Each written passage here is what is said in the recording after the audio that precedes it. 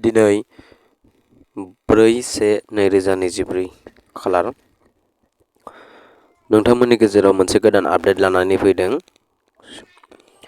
एबसुनि 56थि बोसोरारि जखनथाइजों लोब्बा लाखिनानै दिनै 42 किल'मिटार माराथन खारनाय हाबाफारि जानानै थाङो। बे 42 किल'मिटार माराथन खारनाय हाबाफारियाव सेथि मासिखौ मोननो हायो क'क्राझारनिफ्राय दिमासा ब्रह्म, नैथि मासिखौ राजु नार्जारि आरो थामथि मासिखौ हितेश बर'आ मोननो हायो होनना जोङो मिथिनो मोनो। सानै सुबुंनि गोथै देहा मोनदों क'क्राझाराव बिथांमोनखौ प्रदीप कुमार बसुमतारी आरो बादशाह शेख होननानै मिथिनो मोननाय जायो।